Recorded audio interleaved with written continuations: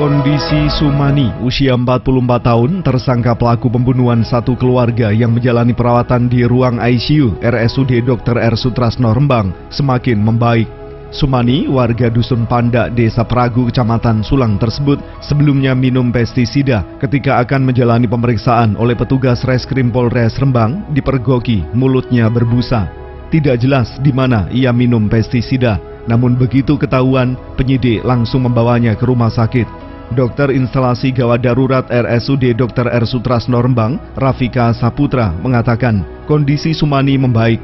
Tensi darahnya agak tinggi, tapi bisa dikontrol dengan obat.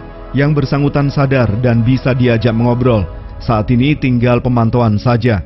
Dr. Saputra menambahkan, tenaga medis di ruang ICU intensif memantau perkembangan Sumani guna mengantisipasi hal-hal yang tidak diinginkan. Jarak antara tempat duduk tenaga medis dengan pasien antara 3-4 meter. Mereka bisa melihat dari kaca. Tenaga medis ya kita arahkan untuk pengawasan, mulai pengawasan medis dan pengawasan semuanya sih kita koordinasikan agar tidak terjadi hal yang tidak diinginkan. Gitu. Pasien sadar penuh, ya. Ngobrol bisa, kita bisa ngobrol normal. Hingga Sabtu pagi, 13 Februari 2021, pasien tidak boleh dijenguk oleh siapapun. Untuk menuju kamar perawatan Sumani, harus melewati 3 titik pintu. Itu pun pada pintu kedua dan ketiga dijaga ketat aparat kepolisian bersenjata lengkap. Cara tersebut untuk mencegah kemungkinan tersangka nekat bunuh diri lagi. Kepala Satuan Reserse dan Kriminal Polres Rembang, AKP Bambang Sugito, menjelaskan, apabila tersangka sudah keluar dari rumah sakit, penyidik tidak serta-merta bisa langsung memeriksa. Pihaknya akan mendatangkan dokter psikiater terlebih dahulu guna memeriksa kondisi kejiwaan tersangka. Setelah memperoleh persetujuan psikiater, penyidik baru akan mulai meminta keterangan.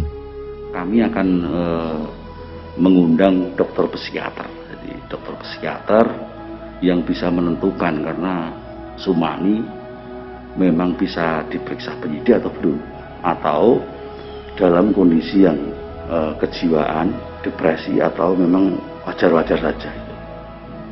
Itu penting ya?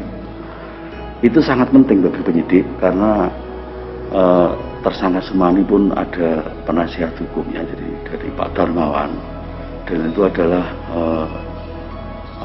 ketelitian kami, jangan sampai nanti dalam keterangannya itu dalam kondisi memang dia depresi yang tidak kelihatan itu. Tapi apabila sudah ada persetujuan dan surat keterangan dari seorang psikiater, artinya penyidik yakin bahwa apa yang dia sampaikan itu adalah benar-benar apa adanya. Bambang memastikan pengakuan tersangka tidak penting karena dianggap bobotnya nol. Justru yang paling pokok adalah alat bukti, keterangan 22 orang saksi dan diperkuat dengan hasil laboratorium forensik atau LAFOR. Kami mengacu pada 184 KUHP, jadi sebenarnya pengakuan seorang tersangka itu tidak penting. Kemudian bobot dari keterangan tersangka itu juga nol. Jadi yang paling penting bagi kami adalah alat bukti.